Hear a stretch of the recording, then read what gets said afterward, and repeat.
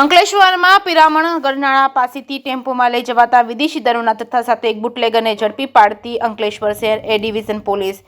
ભરૂચ જિલ્લા પોલીસ અધિક્ષક મયુર ચાવડા દ્વારા ભરૂચ જિલ્લામાં દારૂ જુગારની અસામાજિક પ્રવૃત્તિઓ સદંતર બંધ રહે અને જિલ્લામાં કાયદો અને વ્યવસ્થા જળવાઈ રહે તે ઉદ્દેશથી દારૂ જુગારની પ્રવૃત્તિ પર સતત વોચ રાખી અસરકારક પરિણામલક્ષી કામગીરી કરવામાં આવેલ સૂચનાના આધારે દારૂ જુગારના કેસો શોધી કાઢવા અંકલેશ્વર શહેર એ ડિવિઝન પોલીસની ટીમો બનાવી હાથ ધરવામાં આવેલ સઘન પ્રયત્નોના આધારે બાતમી મળી હતી કે સંજયનગરમાં રહેતો સલાઉદ્દીન ઉર્ફે શહેજાદ સલીમ પટેલ જીઆઈડીસી બસ ડેપોથી એક ટેમ્પો લઈ વિદેશી દારૂનો જથ્થો લેવા ગયેલ હોય, જેને પિરામણ ગરનાળાથી ચર્ચ જકાત નાકા થઈ છે નવી નગરી બાજુ જનાર જેવી બાતમીના આધારે પોલીસની ટીમે પિરામણ ગરનાળા પાસે વોચ ગોઠવી હતી. તે દરમિયાન બાતમીવાળો ટેમ્પો આવતા પોલીસે તેમાં તપાસ કરતા તેમાંથી કાપડની થેલી તેમજ ટ્રોલી બેગમાંથી વિદેશી દારૂની 288 નંગ બોટલ મળી આવી હતી. પોલીસે 28,000નો દારૂ તેમજ ટેમ્પો મળી કુલ 3.33 લાખનો મુદ્દામાલ જપ્ત કર્યો હતો.